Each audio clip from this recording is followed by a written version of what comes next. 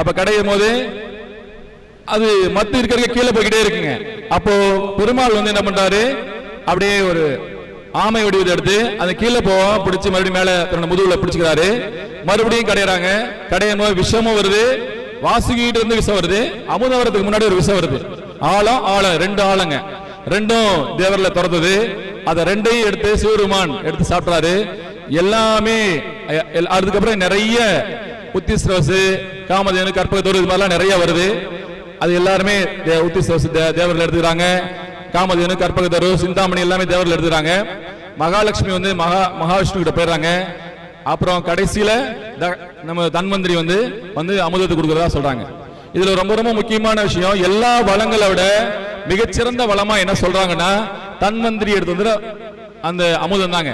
அப்ப என்ன அர்த்தம்னா, நம்ம உலகத்துல நம்ம எல்லாம் நவநிதின்னு சொல்றோம், அது எல்லாத்த விட மகாலட்சுமியை விட சிறந்தது எதுன்னா நம்ம நீண்ட ஆயுள் அப்படிங்கிற மரணமில்லா பெருவாழ்வு தாங்க. அதுக்காக தான் தேவர்கள் எல்லாம் விரும்பினாங்க.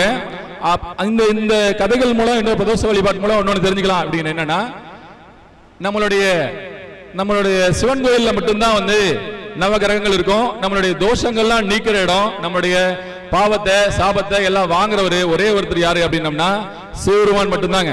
எப்ப கஷ்டம் இருந்தாலும், நம்ம சாபம் இருந்தாலும், பாவம் இருந்தாலும் அதை விரும்பி எடுத்து கொண்டுருவாருங்க. நம்மளுடைய நிலை தாழும் பொழுது அங்கிருந்து நம்ம மேல கொண்டு வரது, நிலை தாழாம பாத்துக்கிறது அப்படின்னா என்ன வழிபாடு பண்ணணும் அப்படின்னம்னா பெருமாள் வழிபாடு பண்ணுங்க. அவரு ஆமை வடிவம் எடுத்துட்டு கீழே போகாம மேல எடுத்து நிறுத்தினார். இப்படிங்கிற அருமையான விஷயத்தை சொல்ல வந்தா அந்த பிரதோஷ வழிபாடுங்க. இப்படி நம்மளுடைய மறைஞானம்ங்கிறது நிறைய கடல் மாதிரி நம்மளுக்கு நிறைய விஷயம் கொடுத்துருக்குது. அதுல இருந்து சில விஷயங்கள் உங்களுக்கு சொல்லுங்க. நட்சத்திரங்களுடைய சில சூட்சுமங்களை சொல்லலாங்க.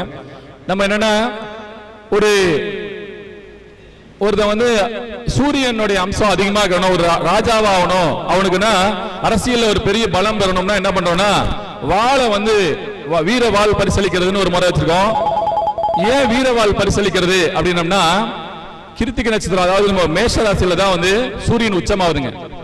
அந்த உச்சமாவது ராசியில இருக்கிற ஒரு சின்னத்தை எடுத்து சூரியனுடைய அம்சமாக கிருத்திகளை எழுதின வாளை எடுத்து கொடுத்தோம்னா சூரிய பலம் அதிகமாகும் அப்படிங்கிறாங்க. அதே மாதிரி மருந்து நுணும்னா என்ன பண்றாங்க, ஆயில் நேஸ்திரம் மருந்து சாப்பிடுன்னு சில ஜோதிட புத்தகங்கள்லாம் போட்டிருங்க. ஏன் ஆயில் நேஸ்திரத்துல மருந்து சாப்பிடலாம் அப்படின்னா, அங்கதான் செவ்வாய் நீசமாகுதுங்க. இந்த செவ்வாய்ங்க தான் நோய், அந்த நோய் நீசமா வருது. நம்ம புராணத்துல என்ன சொல்றாங்கன்னா, கடகத்துல தான் வந்து பார்க்கடல்ல கடைஞ்சதாகவும் அந்த விஷம் அந்த அமுதம் விழுந்த இடம் வந்து ஆயில்யமாவும் சொல்றாங்க. அதனாலதான் அந்த செவ்வாய் நீசமாகுது அப்படிங்கிறாங்க. அப்புறம் வந்து நம்ம பாட்டிங்கெல்லாம் அந்த காலத்துல தேன்கூடு கம்மல்னு சொல்லி போட்டிருப்பாங்க. இருக்கிறதுலயே நம்ம வீட்லயே அதிகம் பணம் வச்சிருக்கவங்க யாரா இருப்பாங்கன்னா நம்ம பாட்டி மாட்டு தான் இருப்பாங்க. அவங்க சுருப்பையில பணம் நிறைய வச்சிருப்பாங்க. எப்படி அவங்க கிட்ட மட்டும் அந்த காலத்துல நிறைய பணம் இருக்கு அப்படின்னு கேட்டோம்னா, சுவாதி அப்படிங்கிற நட்சத்திரோடைய விலங்கு பறவை அப்படின்னா தேனி சொல்லுவாங்க. அந்த தேன்கூடு இருக்கு, அந்த தேனி இருக்கிற இடம் தேன்கூடு. அந்த அவங்க பாட்டிங்க என்ன பண்ணுவாங்க, தேன்கூடு கம்மல் அப்படின்னு போட்டிருப்பாங்க.